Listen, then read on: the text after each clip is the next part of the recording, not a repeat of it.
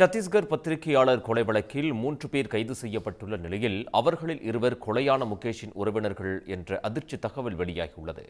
பிஜாப்பூர் மாவட்டம் புஜாரிபரா பகுதியைச் சேர்ந்த பத்திரிகையாளர் முகேஷ் சந்திரகர் என்பவர் கழிவுநீர் தொட்டியிலிருந்து சடலமாக மீட்கப்பட்டார். சுரேஷ் என்ற ஒப்பந்ததாரரின் வீட்டு கழிவுநீர் தொட்டியிலிருந்து முகேஷின் உடல் மீட்கப்பட்டதால் அவர் கொலை செய்து வீசப்பட்டிருக்கலாம் என சந்தேகம் எழுந்தது.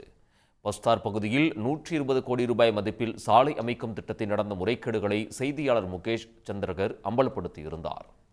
அது அரசின் கவனத்துக்கு சென்றதை அடுத்து ஒப்பந்ததாரர் மீது விசாரணை நடத்த உத்தரவிடப்பட்டது.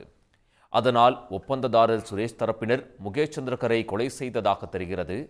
கொலை தொடர்பாக ஒப்பந்ததாரர் சுரேஷ் மீது போலீசார் வழக்கு பதிவு செய்தனர். இதனிடையே இந்த கொலை வழக்கில் 3 பேர் கைது செய்யப்பட்ட நிலையில் அவர்களில் 2 கொலையான முகேஷின் உறவினர்கள் என்ற அதிர்ச்சி தகவல் வெளியாகியுள்ளது. வழக்கு தொடர்பாக ரித்தேஷ் சந்திரகர் என்பவரை நேற்று ராய்ப்பூர் விமான நிலையத்தில் போலீசார் கைது செய்தனர். அவர் முகேஷின் உறவினர் ஆவார். ஏற்கனவே சூப்பர்வைசர் மகேந்திரா, முகேஷின் மற்றொரு உறவினரான தினேஷ் சந்திரகர் கைது செய்யப்பட்டனர். சம்பவத்தன்று ஒப்பந்ததாரர் சுரேஷின் இடத்தில் முகேஷ் சந்திரகர், அவரது சகோதரர் ரித்தேஷ், சூப்பர்வைசர் மகேந்திரா ஆகியோர் இரவு உணவு சாப்பிட்டதாகவும் அப்போது ஏற்பட்ட வாக்குவாதத்தில் பத்திரிகையாளர் முகேஷ் கடுமையாக தாக்கி கொலை செய்யப்பட்டதாகவும் காவல்துறை தரப்பில் தெரிவிக்கப்பட்டுள்ளது.